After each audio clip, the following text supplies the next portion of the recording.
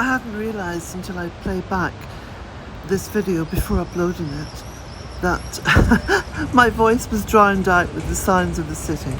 Okay, this is Saturday morning and got up nice and early, had breakfast up on the roof terrace of the hotel, which was like a dream, and went down along the river and walked up along the river with the intention of crossing over to the other side of the town, which is less touristy. But to visit one place in particular, which is a church called the Basilica di Spirito, I think is the proper name. Now, you'll have to excuse the sound if indeed you can't hear my voice above the sound of all this bustling city. I'm trying to get as close to the microphone as possible. Walking along the streets on the other side of the river, it was, yes, there was a difference, because this is more,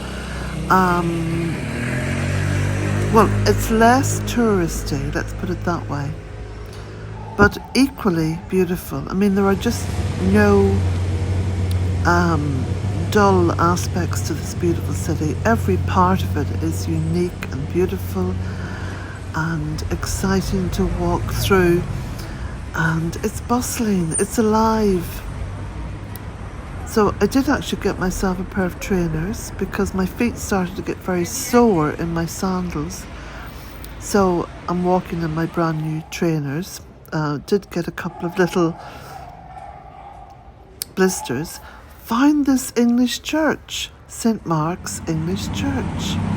It's amazing what you find when you're walking along the streets, and especially if you take the time to look right and left down these narrow little streets that seem to come off the main one.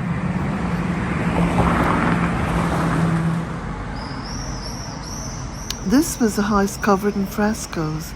Now, it has something to do with the Medici family. You can see when I just hone in on this little crest, which is sort of a little crest of red balls, and that denotes Medici.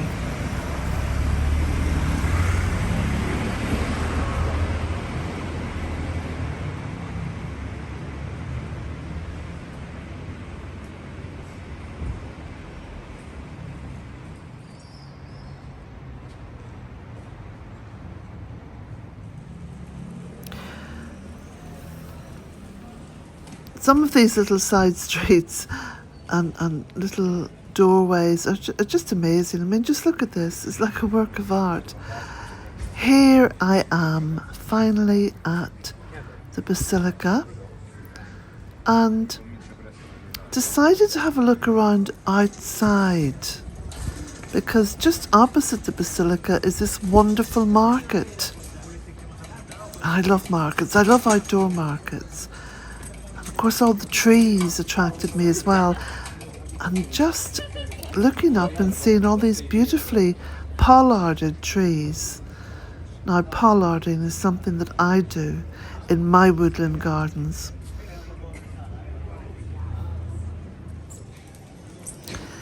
And the fruits and the vegetables, because it's all local, it's mouth-watering. You know, I felt as though I'd really touched base with Florence, walking through a market outside a beautiful church, not too far from the river, with all these sights and sounds and smells and people talking, and the amount of dogs here. People love their dogs, and they're out dog walking, and there are professional dog walkers. And look at all the fruit and veg. Tomatoes look piled high. Beautiful. And then walking through into the square, and again, just so many people out, and everyone talking and looking up at the trees here, the pollarded trees, and wandering through into the middle of the square where there's a lovely fountain. And everywhere, all these little birds and pigeons, and they're so tame, of course, because they know that there are so many people eating and drinking in little side cafes. There's always lots of crumbs, always lots of little rich pickings for them. And I looked over to the fountain and look at the pigeons. They were having their morning bath and having a little drink. So beautiful. So simple and so beautiful.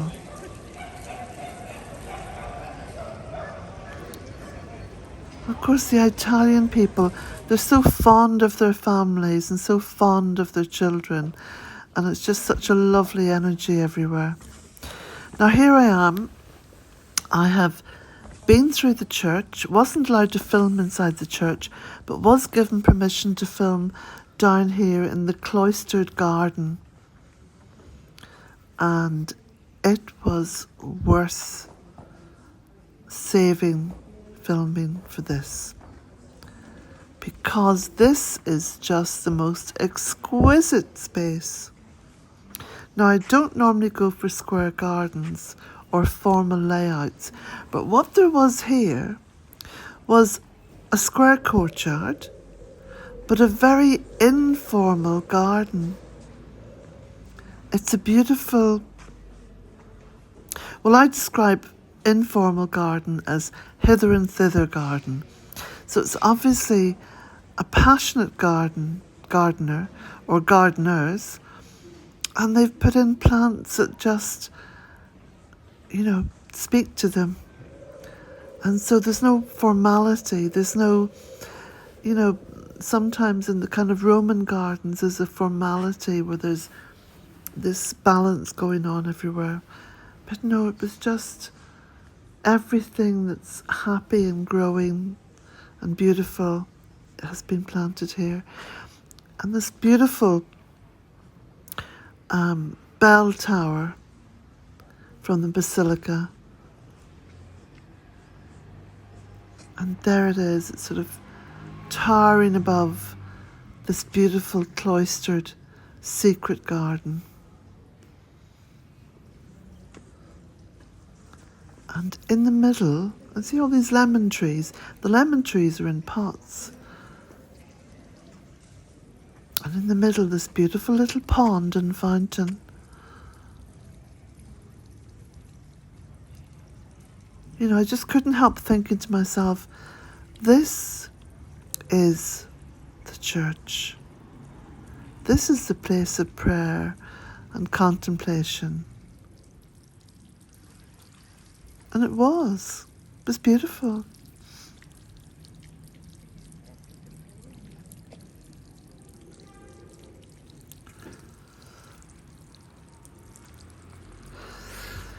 So more lemon trees and pots, and look at the amount of fruit.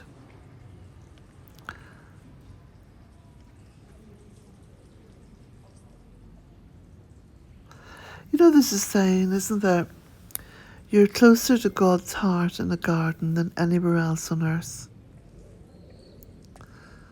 That's so true. Whatever you believe in, whatever it is you think God is, or whatever you worship, whatever brings you peace, there it is in the garden. I'm just climbing up the steps again. Look, I saw this little wooden door and just thought of the person who carved out that little flower.